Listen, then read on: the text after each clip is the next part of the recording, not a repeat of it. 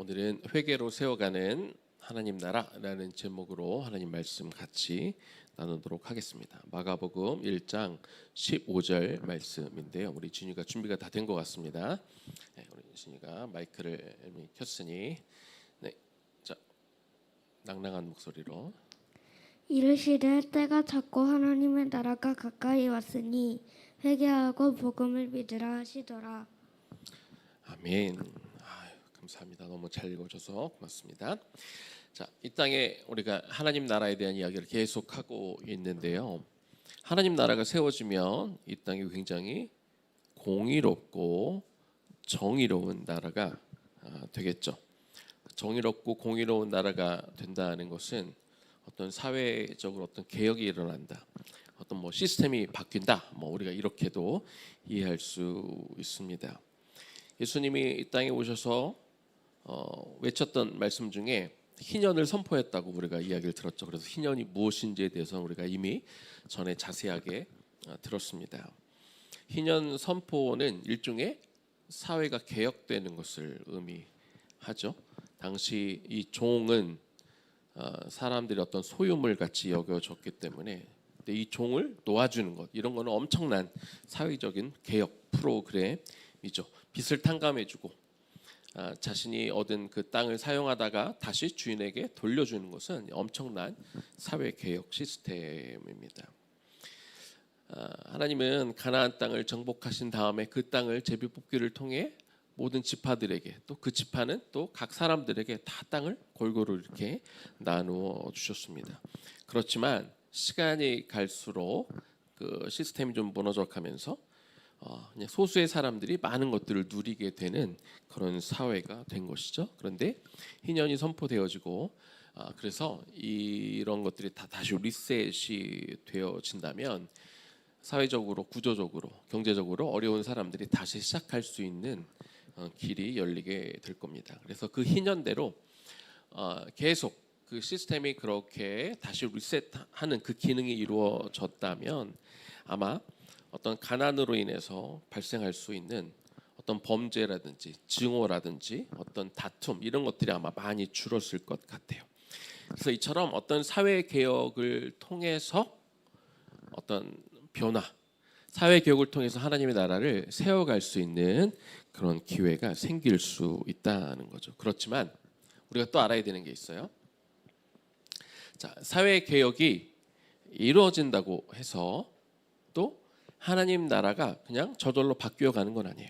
우리가 좋은 시스템을 만들고 개혁을 통해 어떤 시스템을 잘 만들어 가면 그것이 결국 하나님의 나라로 이어지는 것이냐, 꼭 그렇지 않을 수 있다는 거예요.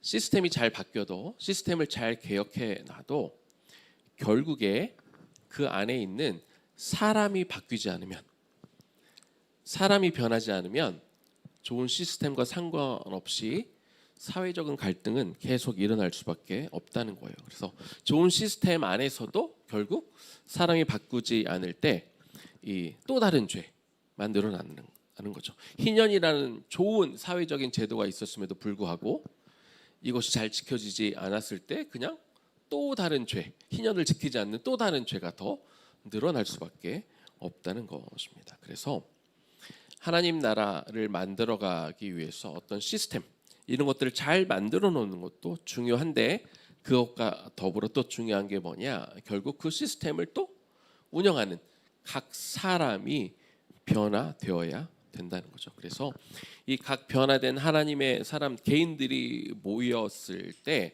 우리 삶, 현실에서 하나님의 나라가 제대로 세워질 수 있다는 거죠. 그래서 성경이 요구하는 회개가 뭘까요? 성경은 뭘 회개하라고 할까요?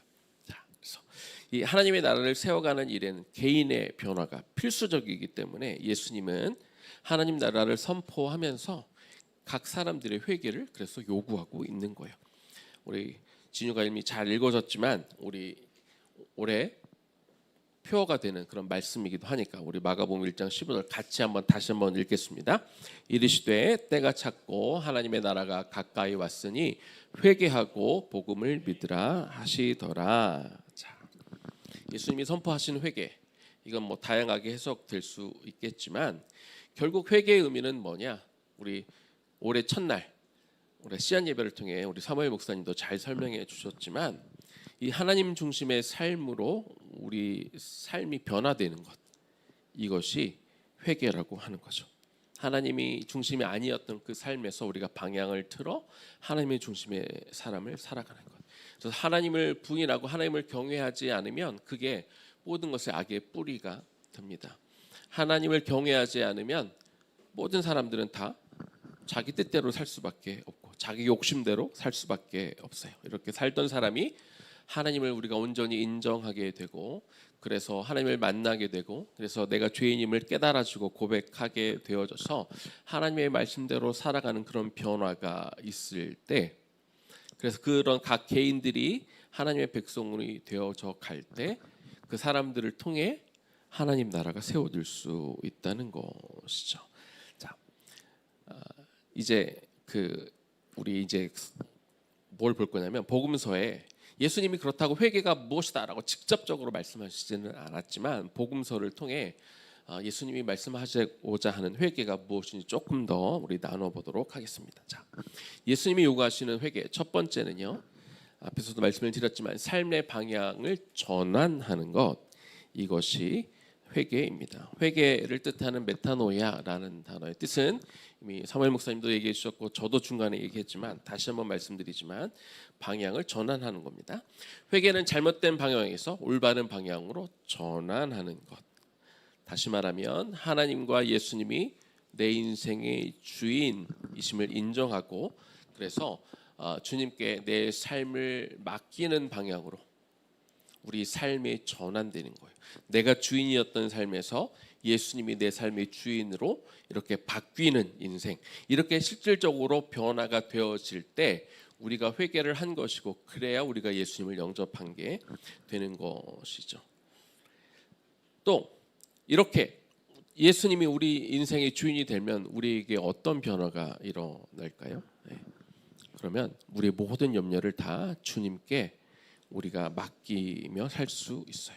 그리고 우리가 하나님이 허락하시는 것에 우리가 감사하면서 살 수 있어요. 내 능력을 신뢰하면서 사는 것보다 하나님의 은혜를 사모하며 살게 되죠. 그렇게 살면 내가 뭘 입을까? 뭘 먹을까? 내가 무엇을 마실까? 우리가 그런 거에 대해서 염려하지 않아요. 아버지 하나님이 다 우리의 필요와 우리의 없는 것들을 다 잘 알고 계시기 때문에 모든 염려는 하나님 앞에 맡기고 우리는 하나님 뜻대로 살아가게 되는 거죠. 주님은 우리의 머리 숫자까지 다 세시는 하나님이기 때문에 그래서 우리가 세상 가운데 우리가 두려워하지 않고 살 수 있어요. 그래서 천국은 어떤 사람이 갈 수 있느냐라고 말씀하실 때 어린아이와 같은 사람이다 이렇게 말씀하고 있죠. 진유야, 진유는 이 아빠를 전적으로 이렇게 의지하며 살아가지. 아빠가 말씀하시는 거 아빠가 없으면 안 되잖아요. 그렇지? 아빠의 보호 아래 아빠의 말씀에 따라 이렇게 우리 어린 아이들이 살아가는 것처럼 그렇죠? 우리가 하나님을 전적인 우리 아버지로 우리가 아주 어렸을 때 다 커서 좀 말 안 듣고 하는 그 사춘기 시절의 그런 아이가 아니라 정말 부모를 전적으로 의지하고 신뢰하고 부모가 주는 것을 먹고 부모가 주는 것을 입고 부모의 가르침에 따라 살아가는 그런 어린 아이와 같지 않으면 하나님은 하나님 나라에 갈 수 없다 이렇게 선언하지 않았습니까? 그래서 예수님이 요구하시는 회개는 우리가 하나님을 부인하지 않고 우리 어떤 인간적인 계산에 따라 살아가고 우리 생각대로 안 되면 걱정하고 근심하는 것이 아니라 전적으로 하나님을 신뢰하는 삶으로 우리가 이렇게 전환이 되면 그것이 회개하는 삶이라고 예수님이 말씀해주고 있는 것입니다. 그래서 누가복음 16장 13절에 예수님이 주신 말씀이 있습니다. 우리 이 말씀은 우리 같이 한번 읽겠습니다. 집 하인이 두 주인을 섬길 수 없나니 혹 이를 미워하고 저를 사랑하거나 혹 이를 중히 여기고 저를 경히 여길 것임이니라. 너희는 하나님과 재물을 겸하여 섬길 수 없느니라. 그래서 정말 회개한 사람은 이제는 더 이상 두 주인을 섬기지 않아요. 그 어떤 것으로도 하나님을 대체하려고 하지 않는 거죠. 예수님은 하나님의 자리에 자꾸 다른 것을 놓으려고 하는 그런 태도를 돌이켜서 하나님이 나의 유일한 주님이다. 이제 주인은 딱 한 명만 섬기는, 더 이상 이 세상의 것들을 내려놓고 하나님만 섬기는 그것, 이것이 예수님이 요구하시는 삶의 방향을 전환하는 회개가 되는 것입니다.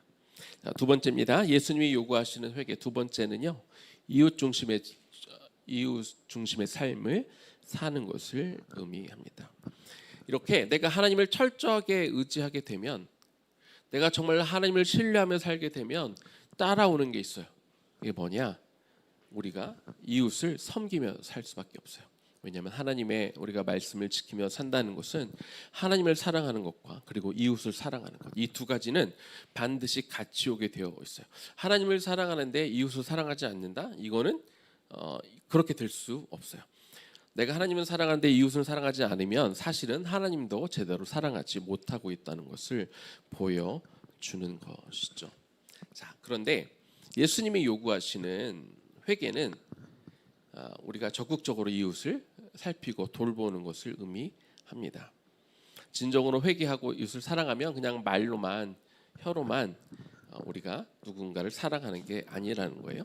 마태복음 25장 35절, 36절, 40절 말씀 보겠습니다. 내가 줄일 때에 너희 먹을 것을 주었고, 목마를 때에 마시게 하였고, 나그네 되었을 때에 영접하였고, 헐벗을 때에 옷을 입혔고, 병들었을 때에 돌보았고, 옥에 갇혔을 때에 와서 보았느니라. 임금이 대답하여 이르시되 내가 진실로 너에게 이르노니 너희가 여기 내 형제 중 가장 지극히 작은 자 하나에게 한 것이 곧 나에게 한 것이다. 이렇게 말씀하셨습니다. 철저하게 하나님을 자신의 주님으로 섬기는 사람들은 이처럼 일상적인 삶에서 주님을 돌보는 삶으로 바뀌게 되는 거예요. 그러니까 그냥 몇 번 우리가 어디에다 기부 몇 번 하고 그냥 친구 몇 번 도와줬으니까 되는 게 아니라 우리 삶의 기본적인 태도가 이웃을 바라보고 이웃을 사랑하고 이웃을 필요를 자꾸 채우는 삶으로 아예 전환이 되는 거예요. 이걸 착각하면 안 돼요. 내가 그래도 몇 번 그냥 내가 어디를 방문했어. 내가 몇 번 누구 친구 도와줬어. 이거는 회개가 아닙니다. 그거는 그냥 몇 번 행위를 한 거고, 우리 삶의 기본적인 태도가 이웃에게 이렇게 눈이 돌아갈 수 있는 삶, 이것이 예수님이 요구하시는 회개의 삶인 거죠. 자, 이 회개를 한다는 건 결국 우리가 죄를 하나님 앞에 올려드린다는 건데, 오늘 말씀 중에는 이 부분을 좀 여러분들과 나누고 싶어요. 하나님 나라와 죄의 용서에 관한 부분들을 좀 여러분들과 나누고 싶습니다. 예수님이 이 땅에 오신 분명한 목적이 있어요. 우리가 말씀을 쭉 읽다 보면 더 분명한 것. 특별히 우리가 요즘에 누가복음을 읽으면서 예수님이 이 땅에 왜 오셨는지 그 이유를 분명하게 깨닫게 되는데, 예수님이 이 땅에 오신 가장 큰 목적 중에 하나는 사람들의 죄를 용서하기 위해서라는 것을 깨닫게 됩니다. 요한복음 8장 10절과 11절 말씀을 잘 볼게요. 예수께서 일어나사 여자 외에 아무도 없는 것을 보시고 이르시되 여자여 너를 고발하던 그들이 어디 있느냐? 너를 정죄한 자가 없느냐? 대답하되 주여 없나이다. 예수께서 이르시되 나도 너를 정죄하지 아니하노니 가서 다시는 죄를 범하지 말라 하시니라.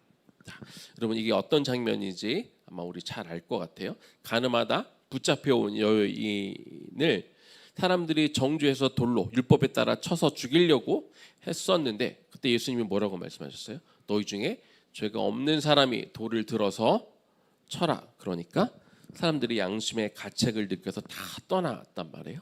그리고 이제 가늠하다 현장에서 붙잡혀온 여인 한 명만 남아 있었어요. 그 여인을 향해 예수님이 뭘 하셨을까? 예수님은요 그 여인의 죄를 막 추궁하지 않았어. 너 이런 나쁜 죄를 졌지? 너 그래서 현장에서 잡혔다가 왔지? 이렇게 추궁하지 않았다는 거죠. 그럼 왜 그랬을까? 예수님은 분명히 법을 어겼고, 이것이 뭐 논란이 있는 사람이 아니라 현장에서 간음을 하다 잡혔던 사람인데, 예수님이 그 여인의 죄를 추궁하지 않은 이유는요, 먼저는 예수님은 그 여인이 어떤 죄를 지었는지 이미 알고 계시기 때문에 그래요. 이미 알고 있는 그 여인이 어떤 죄를 졌는지 알고 있기 때문에 추궁하지 않은 거죠. 또한 어떤 게 있냐면 그 여인 또한 자신이 죄를 지었다는 것을 충분히 인식하고 있는 거죠. 그거를 예수님이 알고 있는 거예요. 예수님도 그 여인이 죄를 지었다는 것을 알고 또 그 여인이 자신이 죄인이라는 것들을 알고 있다는 것을 또 예수님이 알고 있다는 거예요. 그렇기 때문에 예수님은 뭐라고 말씀하셨냐면 내가 너를 정죄하지 않는다. 이미 네가 저지른 죄, 이미 저지른 것을 너도 알고 스스로 알고 있기 때문에 내가 너를 다시 정죄하지 않는다. 앞으로는 죄를 짓지 말아라. 이렇게 말씀하시고 보냈다는 것이죠. 왜 그래요? 예수님이 이 땅에 오신 목적은 그 사람의 죄를 용서하기 위해서 오신 거지 정죄하기 위해서 오신 게 아니라는 거죠. 이미 정죄는 충분히 하고 있어요. 기존의 종교 지도자들에 의해서 충분히 사람들이 정죄받고 있는 상황 가운데 예수님이 이 땅에 오셔서 하고 싶은 거는 굳이 또 다른 정죄를 추가하기 위해서가 아니라 죄를 이미 지은 사람들의 죄를 용서하기 위해서 이 땅에 오신 거예요. 그 예수님의 마음을 여러분들이 한번 잘 다시 한번 이미 아는 내용이지만 다시 한번 새겼으면 좋겠습니다. 자, 또 다른 이야기를 하나 해볼게요. 마가복음 2장 5절입니다. 예수께서 그들의 믿음을 보시고 중풍병자에게 이르시되 작은 자여 내 죄 사함을 받았느니라 하시니. 자, 어떤 한 중풍병자가 이제 예수님에 대한 소식을 듣고 내가 예수님을 만나기만 하면 그 예수님의 능력으로 내가 나을 수 있을 것 같은데 그런데 혼자 움직일 수가 없어요. 그래서 친구들이 이렇게 상에 침대에다가 눕혀서 4명이 끌고 이렇게 갔단 말이에요. 그런데 예수님이 누군가의 집에 있었는데 집이 뭐 사람이 너무 많이 와서 도무지 들어갈 수가 없었어요. 그래서 친구들이 어떻게 했어요? 포기하지 않고 거기 이제 2층으로 올라가는 이제 계단이 있었어요. 이제 지붕이라고도 하는데 바깥에 있는 별도의 계단으로 2층에 올라가서 그 지붕을 이렇게 뜯어내서 밑으로 그 중풍병 환자를 내려준 것이죠. 그 모습을 보고 예수님이 뭐라고 말씀하셨냐면 네가 죄 사함을 얻었다 그렇게 이야기했어요. 유진아, 그 중풍병자가 거기 예수님을 만나러 간 가장 큰 목적은 뭐야? 병을 치료하고 싶어서 간 거지. 그런데 네 병이 나았다라고 말씀하시는 게 아니라 예수님은 네가 죄 사함을 받았다 이렇게 말씀하셨다는 거죠. 예수님이 이 땅에 오신 가장 큰 목적은요, 병을 고치시기 위해 오신 게 아닙니다. 예수님은 사람들의 죄를 용서하시기 위해서 이 땅에 오신 거예요. 물론 이제 중풍병자의 병을 예수님이 고치시면서 네 죄 사함을 받았다라고 하면 우리가 언뜻 생각하기에 이 사람이 죄를 지어서 중풍병에 걸렸나라고 생각할 수 있어요. 그런데 이거는 명확하지는 않아요. 정말 그가 지은 죄하고 중풍병이랑 연관이 있는지 없는지는 잘 알 수 없습니다. 하지만 근본적으로는 사람들이 왜 병에 걸렸을까? 가장 큰 근본적인 원인은 태초에 아담과 하와가 죄를 지은 이후로 그 죄 때문에 결국에는 사람들이 병이 들어오고 죽음이 찾아온 것은 맞아요. 자, 에덴 동산에서 이들이 만약에 범죄하지 않았다면 결국 죽음도 질병도 없었겠지만 죄의 결과로 결국 사람들이 자꾸 어떤 죄를 짓게 되는 것은 이제 맞는 거죠. 물론 이 현장에서 중풍병이 어떤 그 사람의 죄와 직접적인 연결이 있는지는 알 수 없지만 그러나 예수님이 오셔서 이 환자를 만나면서 정말 해주고 싶은 건 뭐냐? 이 사람이 병이 낫는 것도 중요하지만 더 중요한 건 이 사람에게 가르쳐 주는 거예요. 그리고 주변 사람들에게 가르쳐 주는 거예요. 병이 낫는 것보다 더 중요한 것은 이 사람이 누구나 다 죄를 짓기 때문에 들어온 어떤 병들이 생기는 건데 그래서 겉으로 드러난 병을 고치는 게 아니라 이 병의 근본적인 원인이 되는 죄를 치유하는 것, 이것이 더 중요하기 때문에 예수님은 너의 죄를 사한다 이렇게 말씀하고 있는 거죠. 자, 이런 일을 통해 예수님, 병이 나았잖아요. 그러면 예수님을 통해 병이 나았단 말이에요. 그러면 유빈아, 지금 중풍병자가 병을 났어. 그럼 예수님이 직접 말씀으로 고쳐서 병이 났어. 그럼 예수님을 통해 이 사람이 병을 고침 받았기 때문에 그러면 이 사람은 영원히 죽지 않을까? 그건 또 아니에요. 네. 언젠가 이 사람은 때가 되면 죽을 거예요. 그래서 중풍병을 치유하는 것보다 어차피 이 사람은 중풍병으로 죽건 나중에 다른 뭐 나이가 많아서 죽건 결국 이 사람은 죽을 건데, 그래서 병의 치유보다 더 중요한 이 사람의 죄를 사하는 것, 예수님은 거기에 더 집중하고 계셨다는 거예요. 자, 마가복음 2장 9절과 10절 말씀입니다. 중풍병자에게 내 죄 사함을 받았느니라 하는 말과 일어나 너의 상을 가지고 걸어가라 하는 말 중에 어느 것이 쉽겠느냐? 그러나 인자가 땅에서 죄를 사하는 권세가 있는 줄을 너희로 알게 하려 하노라 하시고 중풍병자에게 말씀하시되. 자, 예수님이 이걸 의아하게 생각하는, 왜냐하면 당시에 죄는 유대인들은 어떻게 생각했냐면 오직 하나님 한 분만 죄를 사할 수 있는 그런 능력과 권세가 있다고 믿었는데, 예수님이 죄를 사한다고 그러니까 막 웅성웅성한 거야. 뭔지? 쥐가 뭔데 왜 사람의 죄를 용서한다 만다 이렇게 말하지? 라고 지금 이렇게 생각하고 있는 거예요. 자, 그래서 지금 예수님이 9절에서 물어보고 있는 게 뭐냐면, 네가 죄 사함을 받았다 하는 말과 그리고 일어나 네 상을 들고 일어나라, 이 얘기는 이제 병을 고치는 거. 그러니까 병을 고치는 일과 죄를 용서하는 일 중에 어떤 것이 더 어렵겠느냐, 이 얘기를 하는 거예요. 어떤 게 더 어려울 것 같아요? 병을 고치는 일, 사람의 죄를 용서하는 일, 어떤 게 더 어려울 것 같아요? 여기서 죄를 용서한다는 거는 누군가 잘못했을 때, 우리 서아가 친구가 잘못하면 서아 친구 용서해 준 적 있죠? 친구 잘못해 그런 거 있어. 나도 죄 용서했는데요. 서도 이렇게 말할 수 있잖아요. 여기서 지금 말하는 이 죄를 용서하는 건 누군가 나한테 잘못했을 때 용서해 주는 그런 용서가 아니라, 이 사람이 근본적인 죄 때문에 그래서 영원히 지옥으로 갈 수밖에 없게 만드는 그 죄를 이야기하는 거예요. 이 사람이 지옥으로 가게 하는 죄를 용서해 주는 일과 중풍병자의 병을 낫게 하는 일, 어떤 게 더 어려울까? 이거를 물어보는 거예요. 오니 어떤 게 더 어려울 것 같아요? 어떤 게 더 어렵냐면, 물론 사실 둘 다 어려운 것 같죠. 오니 중풍병 고칠 수 있어? 못 고치, 나도 못 고쳐. 그런데 이 세상 사람들 중에는 중풍병을 고칠 수 있는 분들이 계셔요. 의사 선생님들은 중풍병들을 고치는 분이 있어. 어렵지만 가능하단 말이에요. 그러면 여러분들 중에 혹시 누군가 영원한 지옥을 가게 되는 그런 어떤 근본적인, 우리가 죄를 갖고 태어났는데 이 문제를 해결해 줄 수 있는 사람이 여러분 중에 있어요? 없어요. 제가 목사이지만 저도 못해요. 이건 누구만 할 수 있어요? 오직 하나님, 혹은 이 땅에 계셨던 예수님만 할 수 있어요. 그러면 이 죄를 용서해 주는 거, 병을 고치는 일 중에 어떤 게 더 어려운 일이에요? 죄를 용서해 주는 일이 더 어려운 일이에요. 왜냐하면 이 세상 사람 중에는 그 일을 할 수 있는 사람이 단 한 명도 없기 때문에 그렇다는 거죠. 자, 그러면서 내가 이 어려운 일을 하는 이유가 뭐냐? 인자가 땅에서 죄를 사하는 권세, 이거를 내가 이미 가지고 있다. 왜? 예수님은 곧 하나님이기 때문에 그 신성을 갖고 있다. 그 10절이 말하는 게 그건 거예요.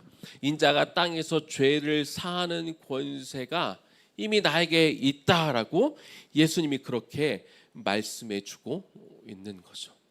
그러면서 예수님은 중풍병자를 만날 때도, 그 죄 지은 어떤 여인을 만날 때도 예수님이 정말로 하시고자 하는 것은 그 사람의 어떤 병을 고치고 뭐 귀신 들린 것을 고치는 것보다 원래 이 땅에 오신 그 목적, 사람들의 죄를 사함을 통해서, 그들의 죄를 용서함을 통해서, 그래서 그들이 영원한 하나님 나라 백성이 되게 하는 것, 이것이 예수님이 오신 목적이라는 거죠.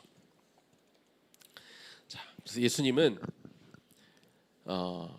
이렇게 사람들을 기회 있을 때마다 만나면서, 병들고 힘들고 가난한 사람들을 만나면서 그들은 너희들은 하나님의 저주 때문에 하나님 나라를 갈 수 없는 사람들이야라고 믿어 하는 사람들을 일부러 찾아다니면서 아니라고 말씀해 주시고, 이렇게 그들의 죄를 용서하시며 이렇게 다니셨던 거예요.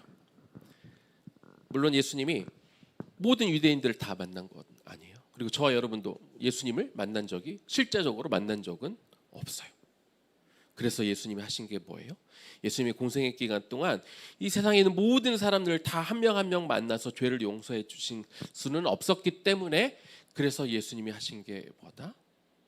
궁극적으로 몇 사람들을 만나서 그들의 죄를 용서하심을 통해 왜 예수님이 이 땅에 오셨는지는 가르쳐 주셨지만 일일이 한 사람 한 사람을 다 만날 수는 없기 때문에 그 당시 만나지 못한 모든 사람들의 죄를 용서하기 위해서, 그리고 2000년 후에 이 땅 대한민국에서 지금 예배를 드리고 있는 저와 여러분의 죄를 용서하시기 위해서 예수님이 뭘 하셨다? 십자가에 달려 제물이 되어 피 흘려 죽으셨다. 왜? 예수님이 이 땅에 오신 목적을 이루기 위해서. 그리고 예수님의 그 십자가는 2000년 전의 일이지만 오늘을 살아가는 저와 여러분이 내가 죄인임을 인정하고 고백하게 되면 그 예수님의 십자가 사건이 우리에게 효력을 미치는 거예요. 그것을 위해서 예수님이 이 땅에 오셨다는 거예요. 예수님은 십자가에 달려 피 흘리고 죽으심으로 그거 좀 보여주세요. 10페이지. 모든 사람의 죄를 다 용서하셨어요. 그러면 예수님이 십자가상에서 모든 사람들의 죄를 다 용서하셨기 때문에 그럼 모든 사람들이 다 구원을 받을까요? 유진아? 모든 사람들이 다 구원을 받니? 그렇지는 않아요. 누가복음 18장 10절과 11절입니다. 두 사람이 기도하러 성전에 올라가니 하나는 바리새인이요 하나는 세리라. 바리새인은 서서 따로 기도하여 이르되 하나님이여 나는 다른 사람들 곧 토색, 불의, 간음을 하는 자들과 같지 아니하고 이 세리와도 같지 아니함을 감사합니다. 자, 예수님이 많은 사람들 만나서 죄를 용서해 주시기도 했지만 다 못 만난다고 그랬잖아요. 그래서 십자가에 달려 죽으셨는데, 자, 이 누가복음 18장에 등장하는 이 바리새인, 나는 나쁜 어떤 율법을 다 지켰고 저런 세리와 같지 않기 때문에 나는 의인이야라고 이렇게 지금 생각하고 있는 거죠. 그런데 이 바리새인이 예수님을 못 만났어요. 그러나 바리새인도 경험한 게 있어요. 뭐예요? 나중에 예수님이 십자가에 달려 죽으시는 것은 분명히 보았든지 들었을 거란 말이죠. 그런데 그럼에도 불구하고 이 11절에서 했던 이 고백을 그 사람이 바꾸지 않으면, 설령 예수님이 이 땅에 오셔서 그 바리새인을 위해서라도 그 바리새인의 죄를 용서하기 위해 십자가에 달려 죽으셨지만 그럼에도 불구하고 이 세리가 이 11절에서 한 그 고백을 바꾸지 않으면, 나는 저 사람과 달리 나는 죄인이 아니다라는 그 말을 바꾸지 않으면 예수님이 그 뒤로 100번 1000번을 십자가에 달리셔서 죽으셨어도 이 사람은 구원을 받을 수가 없다는 거예요. 13절 14절입니다. 세리는 멀리 서서 감히 눈을 들어 하늘을 쳐다보지 못하고 다만 가슴을 치며 이르되 하나님이여 불쌍히 여기소서 나는 죄인이로소이다 하였느니라. 내가 너에게 이르노니 이게 저 바리새인이 아니고 이 사람, 이 죄인, 이 세리가 의롭다 하심을 받고 집에 갔느니라. 예수님이 이렇게 말씀하신 거예요. 겉으로 보기에는 바리새인이 율법도 잘 지키고 말씀도 잘 지키고 하나님 뜻대로 산 사람 같지만, 그러나 자기는 죄인이 아니고 나는 의인이라고 그렇게 고백하면 예수님이 100번 아닌 1000번, 10,000번을 십자가에 달려 죽으셔도 이 사람은 절대로 하나님 나라에 갈 수 없다는 거죠. 그럼 어떤 사람이 하나님 나라에 간다? 이 세리처럼 내가 죄인인지 깨닫고 내가 죄인임을 인정하는 사람, 이 사람만이 구원받을 자격이 있다는 겁니다. 네, 말씀을 마무리할게요. 다시 한번 말씀드립니다. 예수님은 이 세상에 있는 모든 사람 그리고 모든 죄를 용서하기 위해서 오셨어요. 예수님이 처음부터 이 사람 용서받지 못할 사람, 용서받지 못할 죄를 구분해 놓으신 게 아니에요. 예수님은 모든 사람의 죄를 용서하기 위해서 오셨어요. 그러나 스스로 의롭다고 여기는 사람, 나는 죄가 없다고 여기는 사람에게는 이거는 그냥 하나님 앞에 여전히 죄인으로 남을 수밖에 없어요. 그래서 하나님 나라는 누구에게 해당이 된다? 스스로 죄인임을 인정하고 고백하는 사람에게만 허락되는 거예요. 내가 죄인임을 인정하면 내가 고백하게 되죠. 하나님 앞에 회개하게 되죠. 그런 사람들에게만 하나님 나라의 백성의 자격이 주어진다는 거죠. 그렇지만 하나님 나라 백성의 자격이 주어지면 끝이 아닌 거예요. 그러면 우리가 하나님 나라에 대해서 들을 이유가 없어요. 그냥 우리는 구원받은 백성으로 끝나기 때문에. 그러나 그럼에도 우리는 여전히 날마다 회개하며 살아야 돼요. 왜? 예수님이 내가 죄인임을 인정해서 구원은 받았지만 이제부터의 삶이 중요하니까. 뭐가 이루어져야 된다고요? 삶의 방향 전환이 이루어져야 돼요. 그래서 우리 앞에서 이야기했잖아요. 내가 물질 중심적인 생각을 여전히 하고 있으면, 내가 여전히 무엇을 먹을까, 무엇을 입을까 그것을 염려하고 있다면 내 삶의 방향이 전환이 안 된 거야. 아직 회개가 제대로 이루어지지 않은 거예요. 우리가 어린아이처럼 부모님을 절대적으로 의탁하기 때문에 내가 걱정과 근심을 다 내려놓고 나와 함께하고 계시는 그 부모님으로 인하여 우리가 안전하게 우리가 살아가는 것처럼 철저하게 하나님을 의지함으로 우리 안에 어떤 의심과 불안 이런 것들이 사라지도록 우리가 이렇게 전환되어져야 되고, 이게 안 되면 우리는 날마다 우리가 회개해서 내 믿음이 더 견고해지도록 우리가 계속 바꾸어 가야 되는 거죠. 한 가지 더 뭐라고요? 우리가 이웃을 섬기는, 그냥 몇 번 구제하고 몇 번 헌금하고 몇 번 도와주고 몇 번 용서한 게 문제가 아니라 기본적으로 우리의 삶의 방향이, 우리의 생각이 이웃 중심으로 바뀌어 갈 수 있도록 우리의 삶의 방향이, 생각의 전환이 이렇게 이루어질 때까지 우리는 날마다 회개하며 우리가 살아가야 되는 거죠. 이렇게 날마다 회개하는 사람, 먼저는 내가 죄인임을 인정해서 하나님으로부터 구원을 받은 백성이 그 이후로 날마다 내 생각의 전환이 완전히 이루어졌는지, 이루어지지 않았으면 회개함을 통해 이 내 삶의 방향을 계속해서 전환하려고 하는 사람을 통해서, 회개하는 사람들을 통해서 하나님의 나라가 세워진다.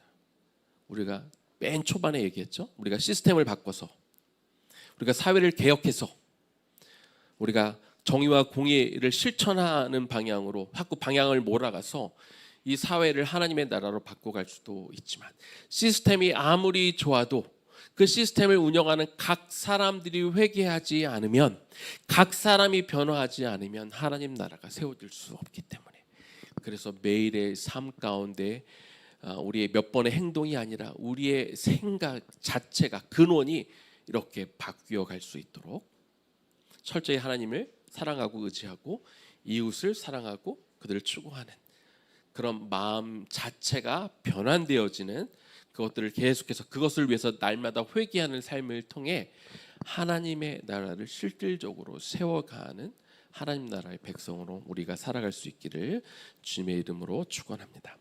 우리 기도하겠습니다. 우리 찬양하고 기도하겠습니다. 나의 하나님, 우리 같이 찬양하고 기도하고 우리 함께 같이 기도하겠습니다.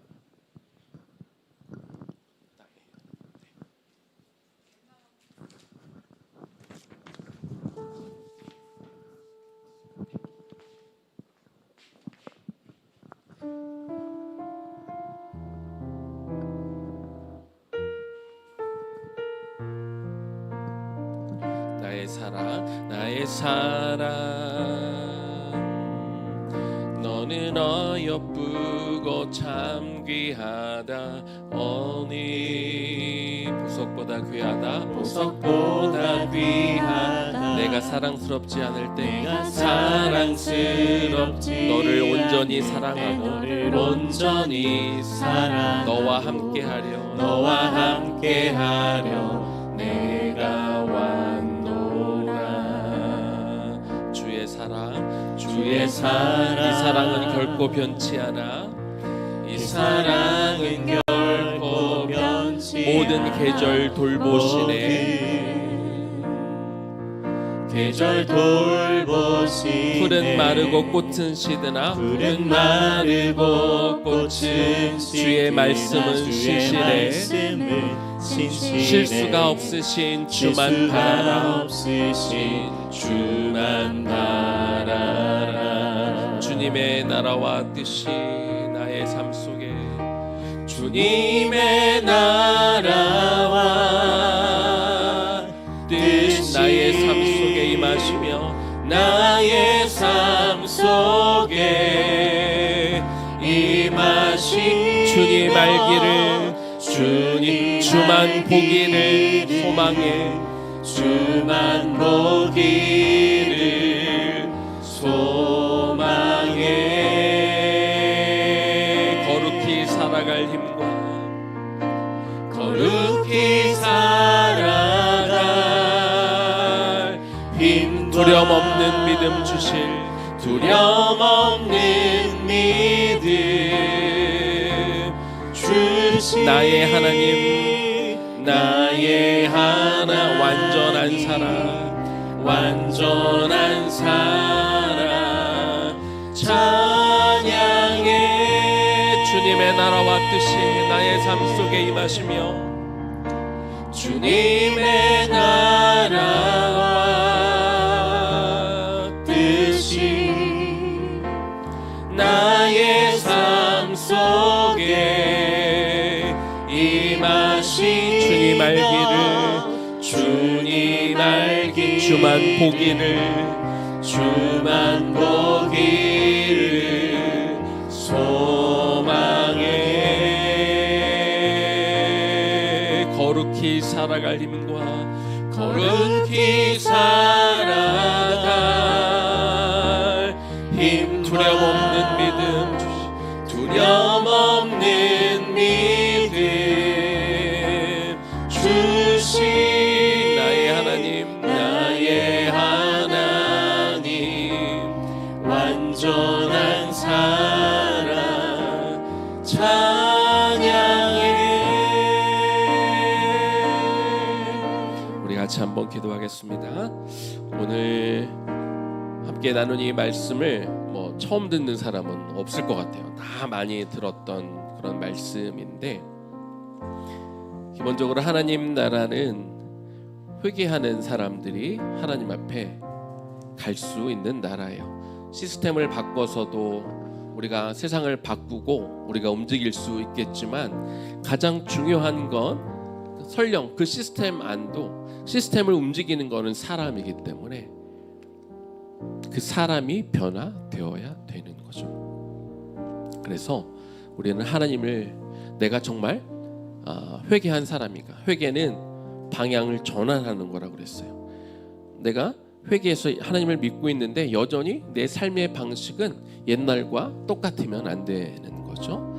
하나님을 전적으로 나의 주인으로 삼고 내가 두 주인을 섬기지 않고 있는가 점검해야 됩니다. 내 안에 여전히 믿음과 의심 가운데 내 마음이 불안하여 살고 있는가, 이것도 봐야 돼요. 그리고 우리가 철저한 이웃 중심의 삶을 우리가 살도록 우리 삶의 태도가 전환되어야 되는 것이죠. 예수님은 이 땅에 우리의 죄를 용서하시기 위해서 오셨어요. 이게 가장 큰 목적이에요.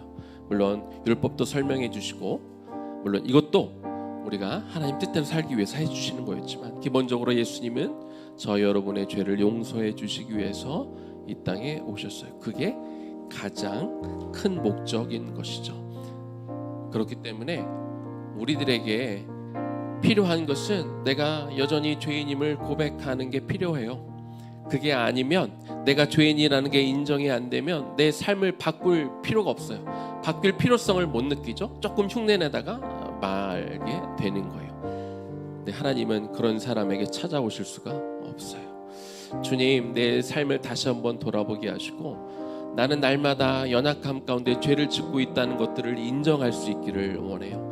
예수님은 우리가 100번, 1000번, 10,000번을 죄를 져도 우리의 죄를 용서하기를 원하세요. 그게 예수님이 이 땅에 오신 목적이기 때문에, 그래서 우리 삶의 방향을 자꾸 틀기를 원하세요. 자꾸 조정하기를 원하세요. 바꾸기를 원하세요. 한 번에 다 바꾸기가 원하면 하루에 조금씩이라도 리들 바이 리들 우리의 삶의 방향이 전환되는 것을 원하시는 거죠. 그리고 우리가 이렇게 기도하면 좋겠어요. 주님, 나 완벽하지 않아요. 나 매일 실수하며 살아가는데 그러나 날마다 내 삶을 돌아봄을 통해 내가 회개하는 삶으로, 그래서 결국 조금씩 바꿔서 정말로 주님이 원하시는 그런 삶의 방향으로 내가 바꾸어 갈 수 있게 하여 주시고, 내가 부족함을 인정하고 받아들일 수 있는 이 가난한 마음을 나에게 달라고 우리 그렇게 하나님께 같이 기도하면 좋겠습니다. 기도하겠습니다.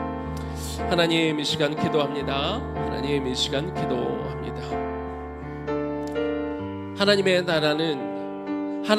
나라는 능력이 많고 어떤 시스템을 잘 갖추어 놓을 때 바뀌는 것이 아님을 이 시간 우리가 바라보기를 원합니다. 우리가 하나님 나라가 내 삶에 오기를 소망하는 마음, 이것을 우리가 표어로 삼고 있지만 날마다 우리가 회개 가운데 거하지 않으면 내가 부족하고 내가 잘못하고 있음을 우리가 바라보고 인정하지 않으면, 그래서 우리가 자꾸 하나님께로 우리가 자꾸 조정하려는 그런 노력들을 하지 않으면, 우리가 그런 게으름이 있다면 우리는 회개할 수 없고 우리는 하나님 나라의 백성이 될 수 없고 하나님 나라를 내 삶으로 가져올 수가 없습니다.